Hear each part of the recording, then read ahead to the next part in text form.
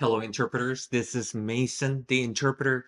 In this video, I'm going to talk about the 5 most commonly made mistakes by experienced expert interpreters. If you haven't watched the previous video, the 5 mistakes beginner interpreters make, I highly recommend watching that first because I will be referencing that video a lot. Just like the last video, I made this a video from the mistakes I made as an interpreter and the mistakes so many other interpreters make again and again when I monitor their calls. Before we get started, I have something that I would like to mention. When it comes to talking about interpreters' performance, my expectations for experienced interpreters who have been working in the field for years are going to be obviously very different compared to new interpreters who are just starting out. So, for that exact reason, you will see that I will be expressing my frustration a lot more than I did in the previous video, which could come off a bit strong to certain people. So I'm going to deflect that criticism from the general audience to a specific character, Bob, the expert interpreter. Here is something you should know about Bob. Bob has been working as an interpreter for many, many years now.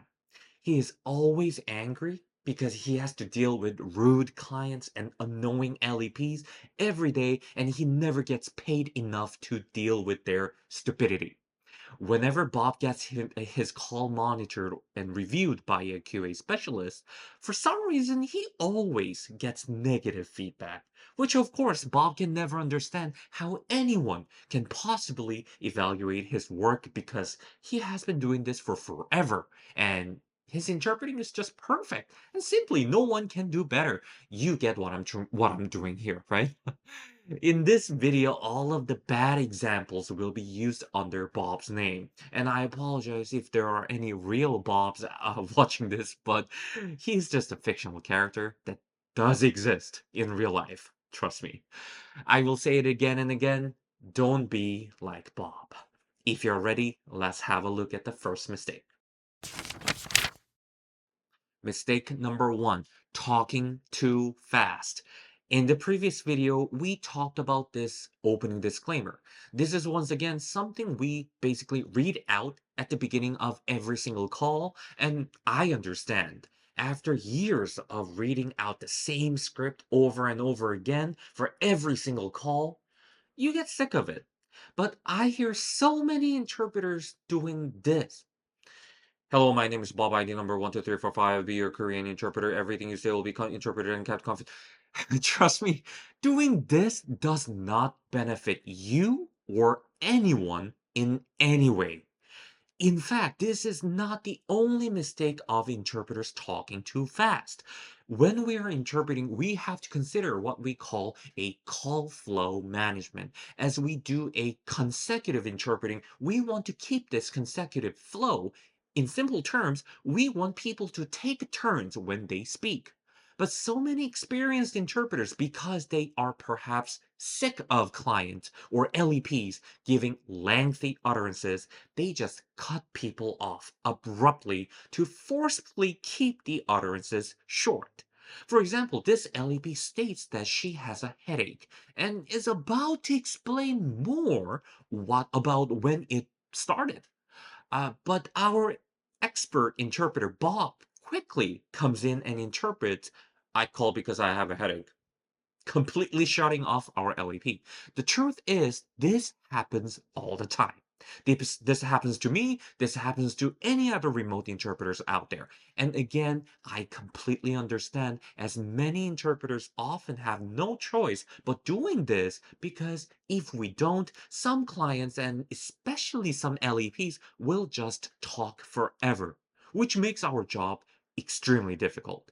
Still, there are many ways to manage the call flow well without being rude and unprofessional like Bob.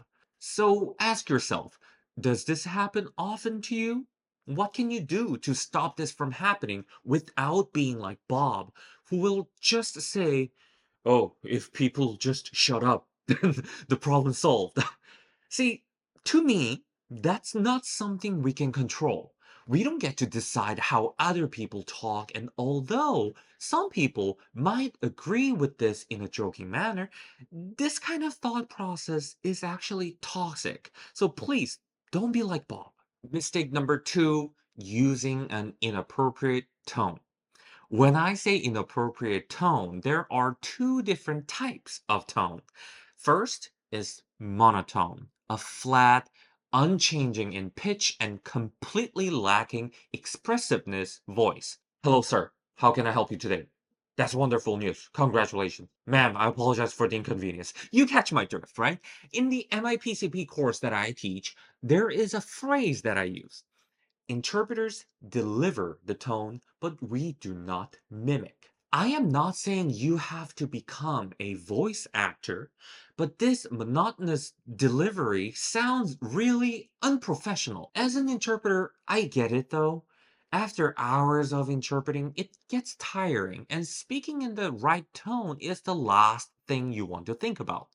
I'm not going to lie, I have definitely interpreted in this hideous, monotonous voice because I was just so done, so fed up with the call. But I don't think that is a justifiable, valid excuse. A second inappropriate tone would be an aggressive tone. I have to say, it's just shocking to hear some stuff that other interpreters say on the call. It's actually outrageous. When our expert interpreter Bob is interrupted by our LEP, who believes Bob didn't interpret something correctly, Bob says this. Excuse me? Okay then. You speak English, huh? Well, if you can speak English, then you don't need me. And Bob hangs up. Well, you think stuff like this never happened in real life? I promise you it did, and it does, even now. Even for this kind of behavior, I try to understand where the interpreter is coming from. As an interpreter, you often deal with people being offensive with their language, and because of that, I think it is easy for us to start developing this hateful feeling. We believe we are helping these people, but they yell at us and say stuff that's really insulting. You just lose that kindness in your heart. As this process repeats, one might become so entitled, like Bob here, falling into some sort of a God complex, thinking that everyone is beneath you just because you know one more language than other people. Again, don't be like Bob. Here is the mistake number three, not following the protocol and guidelines. I have mentioned this opening disclaimer for several times now, and another very common mistake that I see from experienced interpreter is that they get too lazy about this. Instead of reading the opening disclaimer that he's supposed to say, Bob either changes it or omits it completely. In fact, things are usually worse when it comes to interpreting accurately and completely. If you have taken my course, I'm sure you know how much I emphasize on the significance of accurate and complete interpretations. So, for example, if the LEP is saying that she has been having a bad headache since last Friday and she took Tylenol last night and this morning, which didn't help, we should be delivering every piece of the information, not just like, yeah, I have a headache. Once again, you might think this is a very drastic example, but you would be surprised how many experienced interpreters who have been working over 5, 6, 7 years are doing this on every call they take. In their head, maybe they think it's harmless. After all, omitting some information here and there on an insurance call surely isn't going to cause someone to die. But if there are interpreters who think, I'm still delivering the gist of the message, therefore it is okay, then you should know that it is not okay.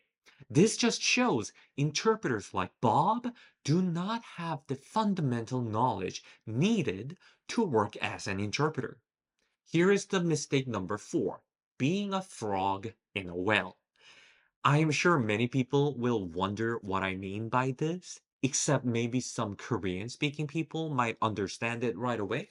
Saying someone is a frog in a well is just a Korean idiom to say the person thinks they know everything, but there is so much more than what they know.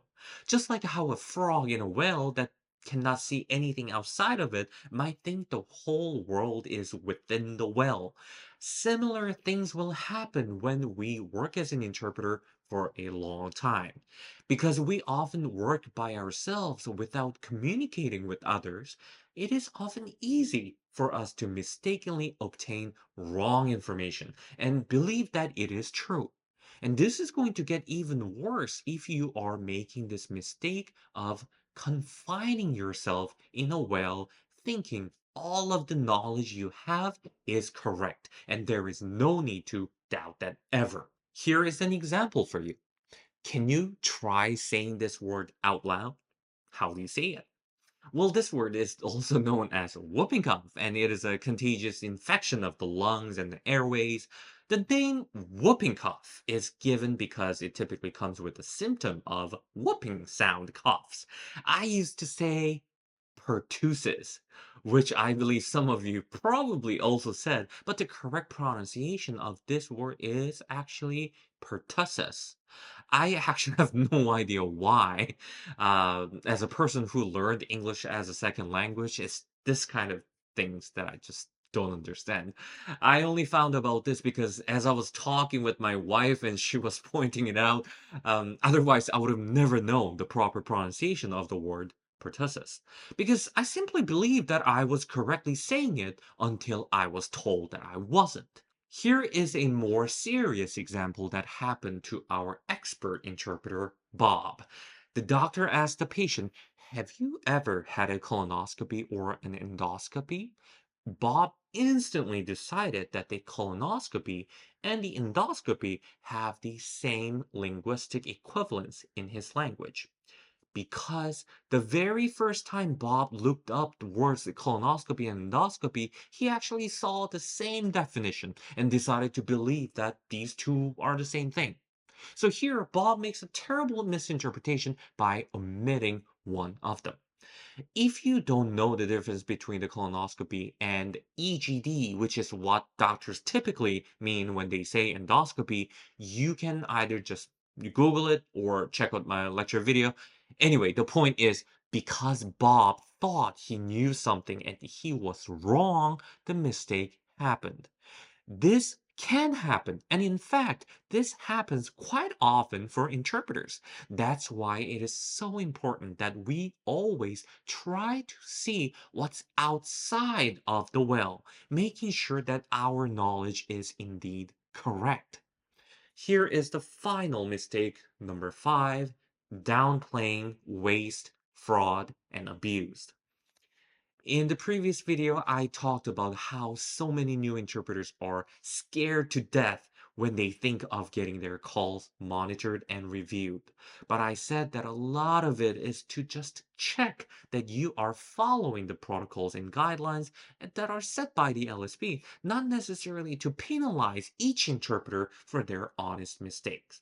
These protocols and guidelines provided by the LSP are expected to be followed by their interpreters because not adhering could potentially cause the WFA, the waste, fraud, and abuse. It is very common for LSPs to provide the WFA training to ensure their interpreters understand the consequences of violating this WFA regulations. Even then, there are interpreters like Bob who firmly believe that he will not get terminated for his poor work ethic. For example, clocking in late when he is taking scheduled shifts, dropping calls on purpose, or not hanging up, aka the dead air calls. Many of LSPs are pretty good at catching the moles to prevent the WFA, so Bob, who is making this mistake again and again, will get caught sooner or later. So once again, please don't be like Bob. Here's the recap, which I'm not going to read out. So if you missed it, you can always go back and watch it. If you watched the previous video, you might have noticed something different about this video. That is, I never really gave any solutions for the 5 mistakes that I mentioned in this video, and I really hope you know why. Because if you regard yourself as an experienced interpreter, I really think you should already know how to not make the mistakes I mentioned. If you don't know how, then I highly suggest taking my course to learn the basics of interpreting. All of my lecture videos are posted on YouTube for free, so please take this matter seriously. Drop your ego and go back to learning the fundamentals. Whether you are new to interpreting or you have been interpreting for more than decades, I think there's always room for us to improve. My personal advice is that if you're new to this job and you're worried about everything, try to be like an experienced interpreter. Be confident. If you have years of experience and you constantly find yourself making the mistakes we talked about in this video, I want you to remember what it was like when you were new, when you were nervous about everything, and how every call was an adventure. That is it for today's video. I really hope this helps at least one person out there. And once again, I apologize if I sounded too harsh, although I did warn you at the start of the video. Anyway, thank you so much for watching, and I will see you in the next video. Interpreter disconnecting. Bye bye.